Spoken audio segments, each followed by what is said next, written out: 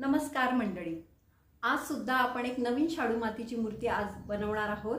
पण सगळ्यात आधी मी हे सांगते, कारण व्हिडिओ बघितल्या मला वाटतं पहिला प्रश्न हा पडतो की किती किलो शाडू माती या मूर्तीसाठी लागली आणि शाडू माती कुठून आणायची.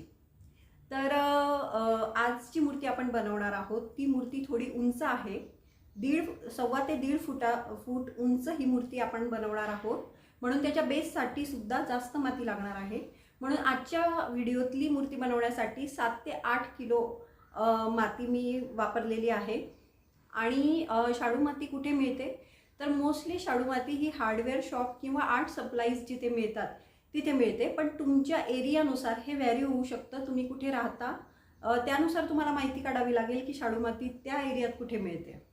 आणि अजून एक महत्त्वाची गोष्ट म्हणजे जरी आजच्या मूर्तीला 7 ते 8 किलो माती मला लागली, पण तुम्ही तशीच मूर्ती लहान बनवणार असाल तर तुम्हाला माती कमी लागेल. 5 किलोमध्ये तुमचं काम होऊ शकतं.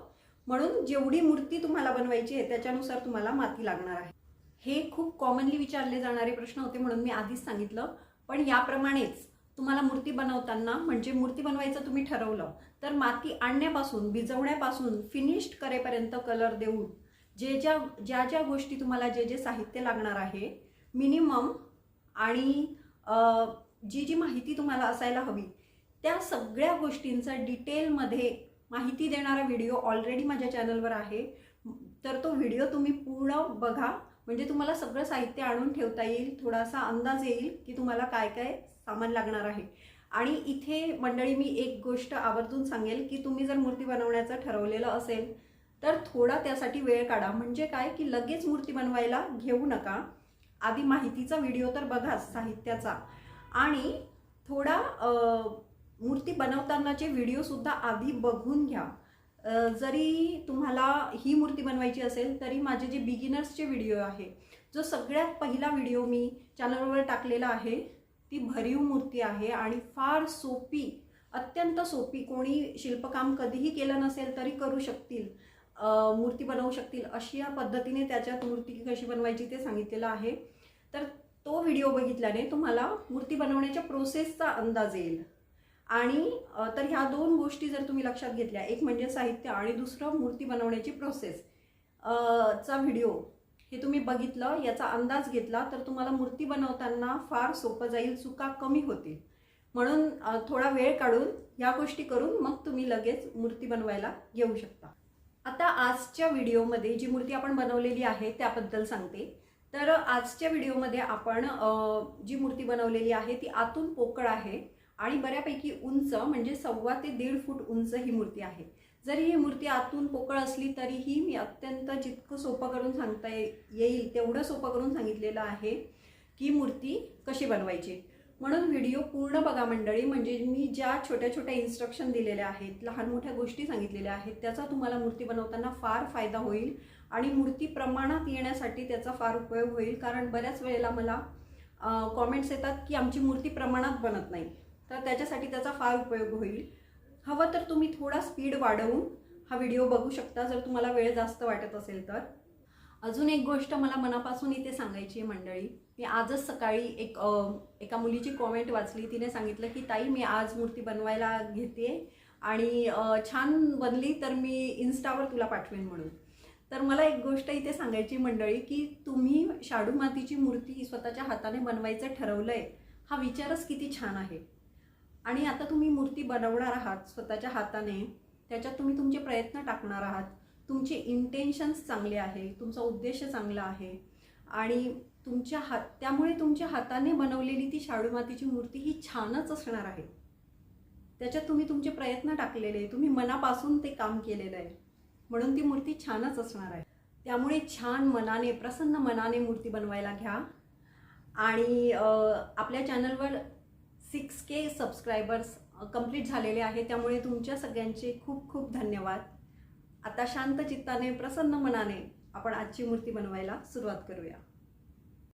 ओके मंडळी, तर ज्यावर आपण मूर्ती बनवणार आहोत त्यासाठीचा बेस आपण आधी बनवून घेतला आहे. त्यानंतर त्या बेसच्या मागच्या बाजूला मध्यभागी अर्धगोलाकार आकारात आपण असे मातीचे गोळे ठेवून घेणार आहोत आणि त्याचं अर्धवर्तुळाकार अशा आकारामध्ये ते मांडून घेणार आहोत अशा प्रकारे. आणि त्याला थोडी हाईट द्यायची आहे, त्याला उंच करायचं आहे, कारण ही पोकळ मूर्ती आपण बनवतो आहे, आतून पोकळ असलेली मूर्ती.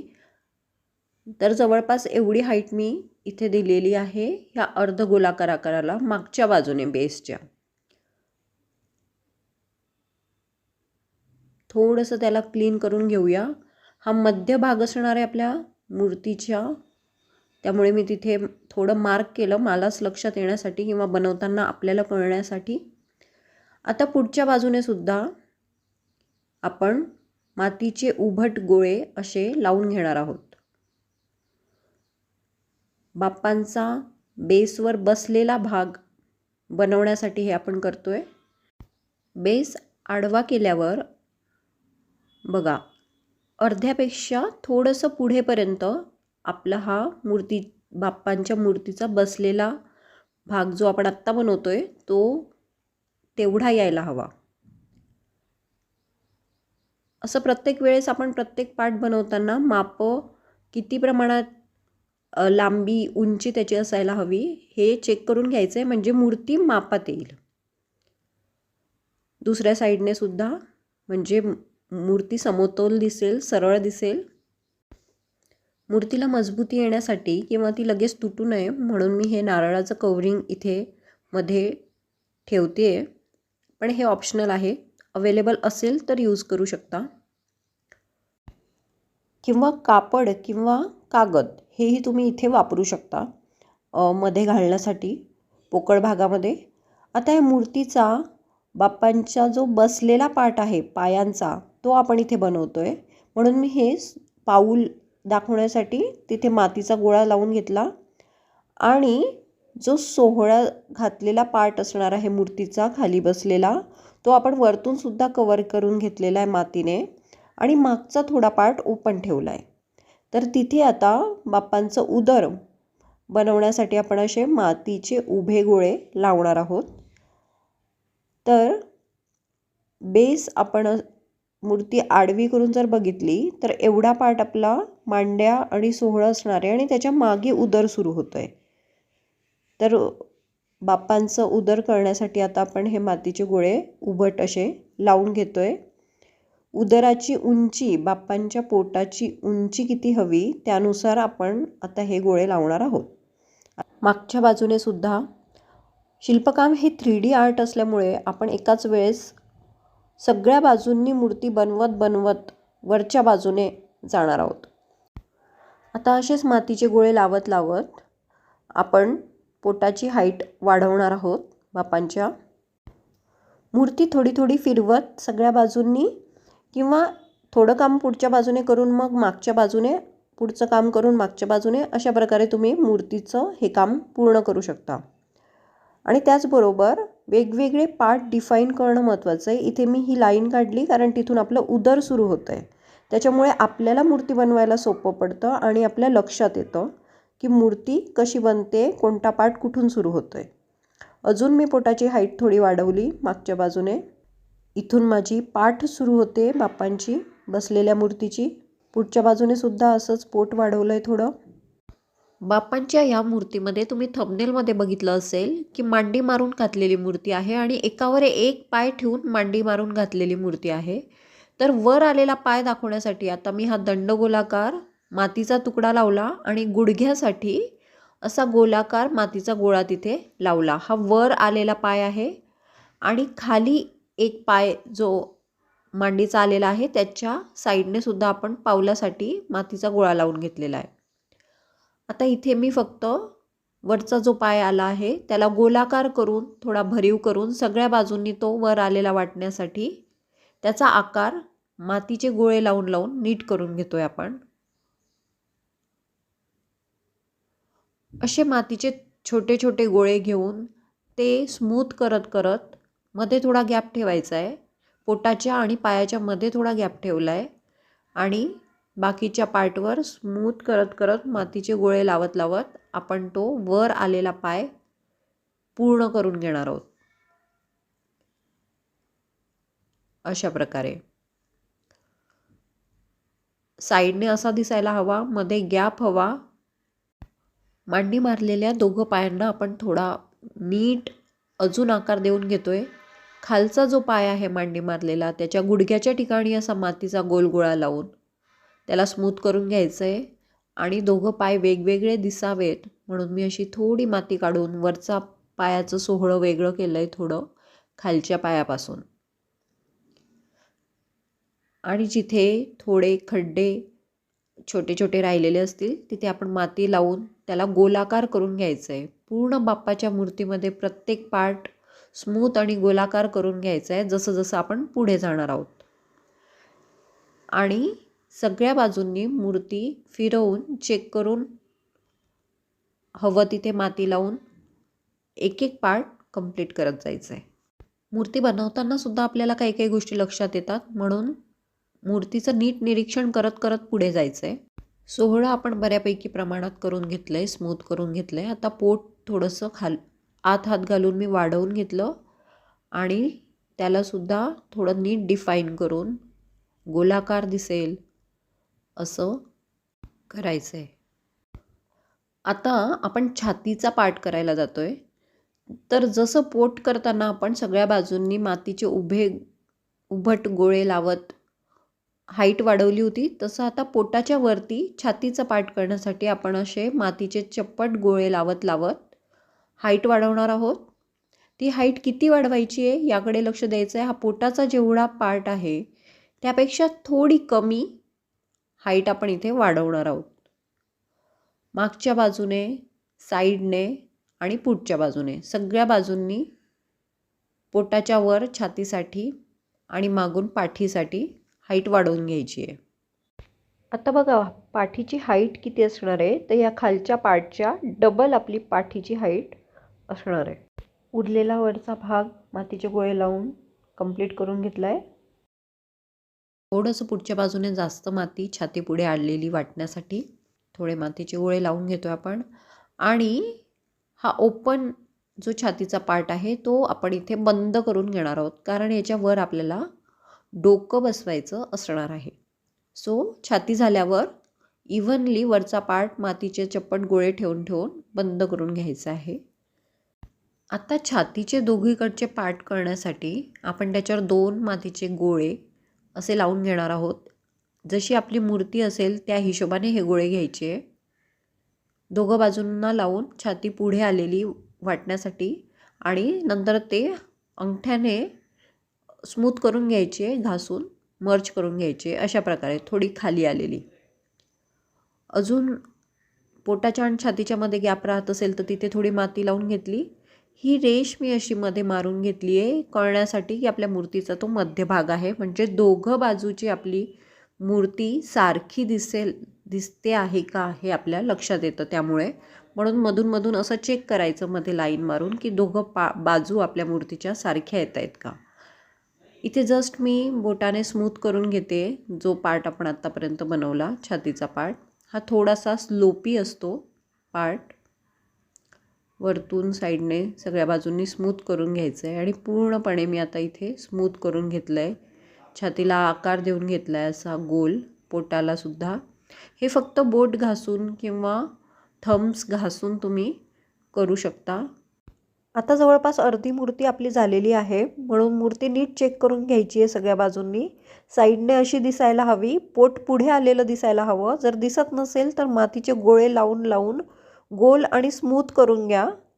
मागच्या बाजूने सुद्धा छोटे मोठे खड्डे राहिले असतील तर माती लावून क्लीन करून घ्या. मागच्या बाजूने पाठ सगळ्या बाजूंनी चेक करून हाईट आणि आकार पूर्ण चेक करून मग पुढे आपण पुढच्या स्टेपला सुरुवात करू. आता मूर्तीचे हात आपण लावून घेणार आहोत शोल्डरजवळ म्हणून मी हातांवर रोल करून असा दंडगोलाकार आकार बनवला. आपल्या मूर्तीच्या हिशोबाने किती लांब आणि जाड तो आकार हवा हे ठरवायचं आणि मी फक्त दाबून घेते. तो मूर्तीच्या शोल्डरच्या बाजूने फक्त दाबून घेतला आहे. दुसऱ्या बाजूचा सुद्धा आकार सारखा यायला हवा म्हणून मूर्तीला लावून बघायचं आहे आणि ठरवायचं आहे त्यावरून. आता आपण मूर्तीच्या पितांबरामध्ये अजून डिटेल्स ॲड करणार आहोत. म्हणजे पितांबरावरच्या घड्या, पायांचा भाग हा अजून डिटेलमध्ये करणार आहोत. असं एक एक पार्ट करत आपण त्याच्यात डिटेल्स ॲड करणार आहोत. तर मी आधी स्मूथ करून घेते, सगळ्या बाजूंनी चेक करून. वरती आलेला पाय आणि बाप्पांच्या मांडीचा खालचा पाय. आता इथे पितांबराच्या घड्या दिसण्यासाठी मी त्यातलीच थोडी माती काढून तिथे अशी एक घडी दाखवली साईडने मी जास्त घड्या दाखवणार नाही आहे. समोरच्या बाजूने पितांबराच्या जास्त घड्या पडलेल्या दाखवणार आहे. पहिले तर बोटाने घासून पूर्ण पायांच्या सगळ्या बाजूंनी स्मूथ करून घ्यायचं आहे. कुठे खड्डे असतील थोडी थोडी माती लावून पूर्ण क्लीन आणि गोलाकार पाय दोघं बाजूंनी करून घ्यायचे आहे. इथे गुडघा पुढे आलेला वाटण्यासाठी थोडंसं गोलाकार बोटाने रबिंग मी करून घेते आहे. आता आपण पितांबराच्या घड्या लावतो आहे. त्यासाठी असे हातावर रोल करून बारीक बारीक लांब आकार बनवायचे मातीचे आणि ते जिथे आपल्याला घडी हवी आहे तिथे लावून थोडीशी वरतून माती लावून स्मूथ करून घ्यायचं आहे अंगठ्याने घासून. हीच पद्धत आपण सगळ्या पितांबरावरच्या घड्या करण्यासाठी वापरणार आहोत.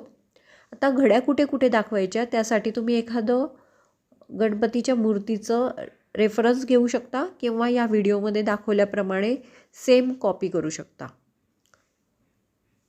आता एक एक घडी मी या पितांबराची ॲड करणार आहे. पावलाच्या बाजूला एक मोठी घडी अशी मी लावून घेतली आणि तिला बोटांनी प्रेस करून करून थोडं अंदाजाने हे काम करावं लागेल. तुम्ही बनवलेल्या मूर्तीवर कशा घड्या पितांबराच्या पडलेल्या छान दिसत आहेत याचा अंदाज घेऊन तुम्ही तुमच्या मनाने घड्या ॲड करू शकता किंवा एखादं पिक्चर गणपती बाप्पाच्या मूर्तीचं रेफरन्ससाठी घेऊ शकता. टूल्स असतील तर ते वापरून घड्यांमध्ये जास्त छान डिटेल्स आणि त्या घड्या शार्प करू शकता तुम्ही. किती लांब घडी कापडाची पितांबराची पडलेली दाखवायची त्यानुसार ती लांब मातीचं आकार आपण घ्यायचा आहे आणि त्याला घडीचा आकार द्यायचा आहे. आणि त्यावर वरतून खालून त्या आकारावर ओली माती लावून बोट घासून घ्यायचं आहे म्हणजे ती घडी नॅचरल वाटते, चिटकवल्यासारखी वाटणार नाही. अशाच दुसऱ्या पायाला सुद्धा खालच्या घड्या ॲड करून घेणार आहे मी. ह्या पितांबरावरच्या घड्यांमुळे छान परिणाम साधला जातो मंडळी. म्हणजे जिवंतपणा त्या मूर्तीला त्यामुळे यायला लागतो आणि मूर्ती सुंदरसुद्धा दिसायला लागते. वरतून ठेवलेल्या पायावरच जास्त घड्या आपण दाखवणार आहोत. खालचा पाय फारसा दिसत नसल्यामुळे त्याच्यावर 1-2 घड्या फक्त मी खालच्या बाजूने ॲड करून घेणार आहे. अशा प्रकारे आता आपण जे हात चिटकवले होते त्याच्या वरतून ओली माती लावून घ्यायची आहे. त्यामुळे ते हात व्यवस्थित स्टेबल होतील त्या ठिकाणी. आता वरच्या बाजूने आपण शोल्डर्स अजून थोडे वाढवून घेणार आहोत. त्यासाठी मी मातीचे छोटे छोटे तुकडे लावत आणि ते गोल मागच्या बाजूने क्लीन करत कंप्लीट करून घेते आहे. दोघं बाजूंचे शोल्डर्स सारखे वाटायला हवे त्याप्रमाणे आपण मातीचे तुकडे लावत क्लीन करत हे काम करायचं आहे. काम करत असतानाच मागच्या बाजूने सुद्धा चेक करायचं आहे, साईडने सुद्धा, असं सगळ्या बाजूंनी हे काम कंप्लीट करायचं आहे. आता आपण खालचा हात लावून घेणार आहोत मूर्तीला, म्हणून मी एक दंडगोलाकार आकार घेऊन हातावर रोल करून तो आधी आपण मूर्तीला लावून बघायचा की किती लांबी आपल्याला हाताची हवी आहे आणि आपल्याला योग्य वाटेल तेवढा आकार घेऊन मग त्याला थोडेसे कशाने तरी चमच्याने किंवा अजून कसल्या टूलने खाचे करून तो आपण तिथे लावून चिटकवून घेतला आणि नंतर ओली माती त्याच्या आजूबाजूने लावून पुढून मागून तो फिक्स करून घ्यायचा आहे हात. सगळ्या बाजूंनी मागच्या बाजूने पुढच्या बाजूने हात गोलाकार आणि फोल्ड झालेला असा वाटायला हवा त्याप्रमाणे माती लावायची आहे आणि तसा आकार बरोबर कंप्लीट झाल्यावरती स्मूथ करून घ्यायची. आता हात बरोबर वाटतो आहे. अजून कुठे हात कमी जास्त वाटत असेल तर तिथे माती भरून तो छान गोलाकार करून घ्यायचा आहे.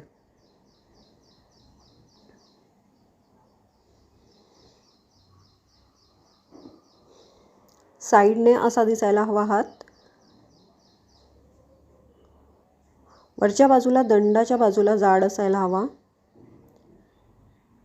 आणि समोरून असा आपल्या पुढच्या पायाच्या गुडघ्याच्या आतपर्यंत तो हात आहे. तसाच मी दुसऱ्या बाजूचा सुद्धा हात लावून घेतला आहे. दोघं हात सारखे वाटताय का हे आपण आता ह्या वेळेला ह्या स्टेजला चेक करायचं आहे. बघा समोरून असे दिसायला हवेत आणि सारखे वाटायला हवेत. त्यांची लांबीसुद्धा सारखी वाटायला हवी. ओके, आता 4 हातांचा गणपती असल्यामुळे आपण मागचे हातसुद्धा लावून घेतो आहे. मागचे हात लावण्यासाठी दंडगोलाकार आकार न घेता मी थोडा चपटा आकार घेतला आहे. कारण आपण जाड मागचा हातही जाड लावला तर तो गणपतीचे हात बाहेर आल्यासारखे वाटेल. म्हणून थोडा चप्पट वरचा आणि पुढच्याच हाताच्या लांबीचा दंडगोलाकार आकार घ्यायचा आहे. थोडा चप्पट केलेला. नंतर मी त्या आधीच्या हाताला खाचा करून तिथे थोडी ओली माती लावून हा आपला मागचा हात चिटकवून घेतला आहे. दाबून घ्यायचं आहे त्याला आणि क्लीन करून घ्यायचं आहे. म्हणजे अंगठ्याने बोटांनी स्मूथ करून घ्यायचं आहे. त्याला अजून स्ट्रॉंग बनवण्यासाठी वरतून मी माती लावून घेतली आणि मागचा हात लावल्यावर खांदे अजून थोडे मोठे होतील म्हणून अजून वरच्या बाजूने थोडी माती लावून वरच्या खांद्यांचा आकार हा आपण गोलाकार आणि एकसारखा करून घ्यायचा आहे.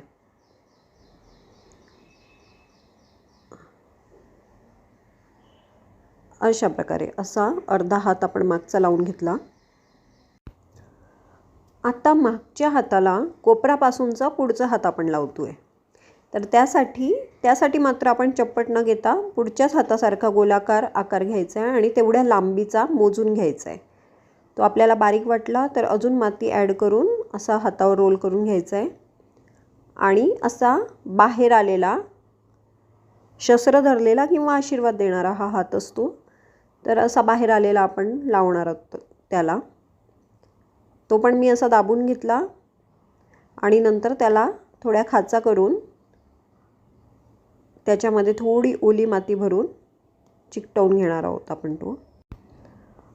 इथे जॉईन केल्यानंतर सुद्धा जर हात गोलाकार वाटत नसेल, थोडा ओबडधोबड वाटत असेल तर आपण माती लावून घ्यायची आहे त्यावर आणि त्याला छान गोलाकार आकार देऊन घ्यायचा आहे.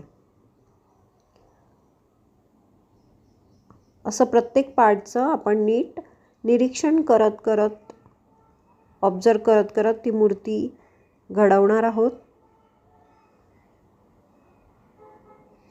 आता बरोबर वाटतोय हात मला. आणि तसंच सेम दुसऱ्या बाजूचे हातसुद्धा आपण मागचे हात लावून घेतले 2 तुकड्यांनी जॉईन करून. आत्ता बाप्पांचं डोकं आपल्याला बसवून घ्यायचं आहे. त्यासाठी मी एक गोल चकती चप्पट करून आधी दोघं शोल्डरच्या मध्ये ठेवलेली आहे बघा.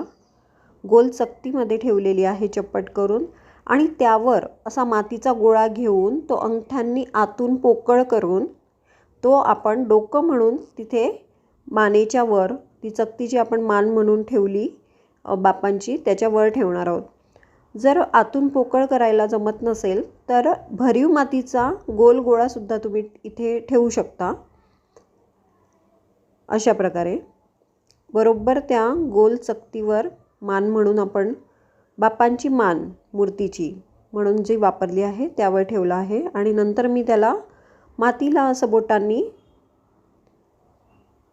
क्लीन करून घेते, स्मूथ करून घेते आणि मानेला सुद्धा माती लावून तो पार्ट चिटकवल्यासारखा दिसू नये म्हणून माती लावून घ्यायची आहे आणि क्लीन करून घ्यायचं आहे. एकसंध करून घ्यायचं आहे त्याला मूर्तीसोबत. अंगठ्यांनी बोटांचा वापर करून हे सगळं काम करते मी इथे. अशा प्रकारे मान थोडी क्लीन करून घ्यायची आहे अशा प्रकारे. आणि मग आपल्या मानेच्या पुढे चेहरा मूर्तीचा पुढे आलेला असणार आहे मानेच्या, म्हणून पुढून आपण मातीच्या अशा छोट्या छोट्या चकत्या किंवा छोटे छोटे गोळे लावून चेहरा पुढे आलेला वाटण्यासाठी, पुढे करण्यासाठी पुढच्या बाजूने मातीचे गोळे लावत आहोत आणि छोटे छोटे गोळे लावत लावत क्लीन करायचे ते. इथे मी मध्यभागी अशी मार्किंग करते कळण्यासाठी की आपला चेहरा बरोबर मध्यभागी येतो आहे का. याच्याने आपल्याला मूर्ती प्रपोर्शनमध्ये येण्यासाठी मदत होते. अजून थोडी माती लावून हनुवटी मूर्तीच्या चेहऱ्याची दिसेल असं माती लावून लावून मी चेहऱ्याला आकार देण्याचा प्रयत्न करते. आधी आपण क्लीन, स्मूथ आणि प्लेन चेहरा करतोय आणि नंतर आपण त्याला अजून आकार डिटेल्स देणार आहोत. आता चेहऱ्याच्या वर अजून आपल्या मूर्तीचा मुकुट येईल. त्यासाठी आपण वरचा भागसुद्धा वाढवणार आहोत.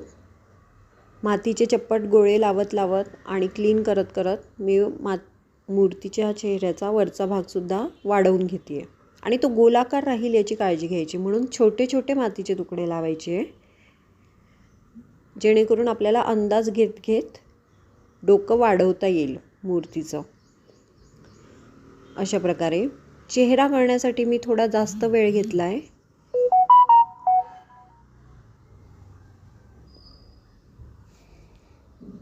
आता मी थोडं इथे डोळे चेहऱ्यावरचे कुठे येतील त्यासाठी असं 2 अंगठ्यांनी मार्क करून घेते. या मार्किंगमुळे आपल्याला अंदाज येईल मूर्तीचा चेहरा बनवण्यासाठी. त्याची सोंड कुठून सुरू करायची, कुठे चिटकवायची, ह्या गोष्टींचा अंदाज येण्यासाठी असे मी अंगठ्यांनी दाबून दाबून डोळ्यांसाठी मार्किंग करून घेतली बघा. आता दोघं डोळ्यांच्या मध्यभागी आपल्याला सोंड लावायची आहे. डोळ्यांच्या खालच्या बाजूला थोडेसे गाल वर आलेले वाटण्यासाठी आपण मातीचे असे छोटे छोटे 2 गोळे सारखे लावून घेणार आहोत आणि ते मर्ज करून घ्यायचे आपल्या मूर्तीच्या चेहऱ्यामध्ये, म्हणजे मातीमध्ये मर्ज करून घ्यायचे म्हणजे चेहऱ्याला थोडा आकार येईल व्यवस्थित. अजूनही डोकं वाढवायचं किंवा कपाळ मूर्तीचं वाढवावं वाटत असेल तर तिथे माती लावून क्लीन सरळ गोलाकार करून घ्यायचं आहे त्याला. मला इथे कपाळ मोठं हवं होतं मूर्तीचं म्हणून मी डोळ्यांच्या वरती अजून माती लावून वाढवून घेतलं आणि मग तसंच मागच्या बाजूने सुद्धा वाढवून घ्यावं लागणार आहे.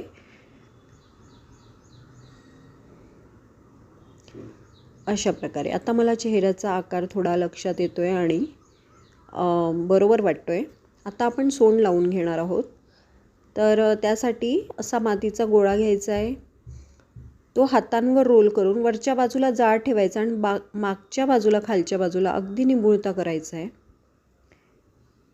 आणि चिटकवण्याच्या जागी असं मी थोडं क्लीन करून घेणार आहे त्याला. थोडा भाग कट करून घेणार आहे आणि चप्पट करून घेणार आहे बघा. अशा प्रकारे आपल्याला सोंड लावायची आहे.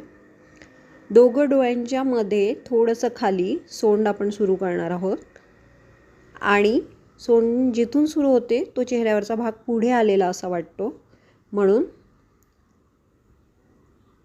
अशी सोंड आपण चिटकवून घेणार आहोत आणि नंतर डोळ्यांच्या मधला भाग हा दाबून थोडा चप्पट करून घ्यायचा आहे, चिटकवून घ्यायचं आहे त्याला प्रेस करून आणि नंतर चेहऱ्यामध्ये मर्ज करून घ्यायचं आहे. गरज असली तर थोडी थोडी माती लावून सोंडेला चेहऱ्यामध्ये मर्ज करून घ्यायचं आहे. निरीक्षण मूर्ती करत असताना चालूच ठेवायचं आहे मंडळी. म्हणजे आपली मूर्तीची सोंड लावल्यावर सुद्धा ती कशी दिसते साईडने, अशी दिसायला हवी. तिची लांबी किती येते, छातीच्या थोडं खालपर्यंत यायला हवी. या गोष्टी व्यवस्थित निरीक्षण करत केल्या तर मूर्ती छान प्रमाणात येईल. किंवा तुमच्या आवडीप्रमाणे तुम्हाला सोंड मोठी लांब घ्यायची असली तर तसा विचार करून तुम्ही करू शकता. आता मूर्तीचे कान लावायचे. त्यासाठी सुद्धा मी आधी असं एक मातीचा हातावर तिला थोडी चप्पट करून गोलाकार करून तिथे लावून बघितलं आणि नंतर वरच्या बाजूने फोल्ड करून मधल्या बाजूने, कानाच्या मधल्या बाजूने तिला चेहऱ्यामध्ये म्हणजे गालांजवळ मर्ज करून घेते आहे अंगठ्याने. आणि नंतर मी एक्स्ट्राचा पार्ट जो थोडा वाकडा तिकडा बाहेरचा पार्ट होता तो आपण असा एका लाईनीत कट करून घेतला आणि त्याला आकार दिला छान. असा एक कान माझा तयार झाला आहे. अगदी त्याच पद्धतीने दुसरा कानसुद्धा लावून घेणार आहे मी. कान कुठे सुरू होतो आहे, जिथे डोळ्यांचं मार्किंग आपण केलेलं आहे तिथे आपला कान सुरू होतो आहे. दोघं बाजूंचे कान सारखे वाटायला पाहिजे जवळपास. नंतर ते तिथे जागेवर राहण्यासाठी आणि स्ट्रॉंग होण्यासाठी आपण मागच्या बाजूने माती लावून घेणार आहोत आणि मागच्या बाजूने सुद्धा कान क्लीन करून घ्यायचे. जे ओबडधोबड थोडे मातीचे वर खाली झालेलं असतं ते क्लीन करून घ्यायचं आहे. आता आपले कान लावून झालेले आहेत. डोळे बनवण्यासाठी जिथे आपण डोळ्यांचं मार्किंग केलं होतं तिथे मी असे एक छोटा मातीचा गोळा घेऊन गोल करून दाबून घेतला त्याला. आता माझ्याकडे हे एक टूल आहे, त्याच्याने मी फक्त प्रेस केलं आहे. त्याच्याने आपली पापणी इथे दिसायला लागली, जे मी मध्ये प्रेस केलं त्याच्यामुळे, आणि खाली पण थोडं प्रेस करायचं आहे. अशा प्रकारे आपला डोळ्यांचा भाग तयार होईल.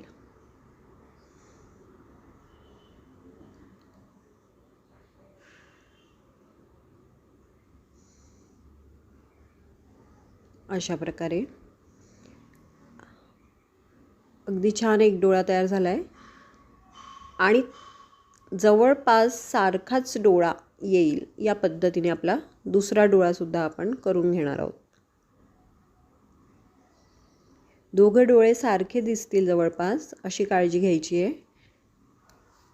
आणि थोडेसे तिरपे या मूर्तीचे डोळे मी केलेले आहेत. आता मुकुट कुठं सुरू होईल त्यासाठी मी थोडं एका सपाट भागावर मातीचं अशी लांब लाईन हाताने रोल करून बनवून घेतली आणि ती लावून घेतली आहे की इथून माझा मुकुट सुरू होणार आहे हे मला कळण्यासाठी. मग त्याच्यावरती आपण आता मुकुटाचा जो भाग आहे तो असा गोलाकार माती लावून मुकुटाला आकार देण्यासाठी आपण आता माती लावून घेतो आहे.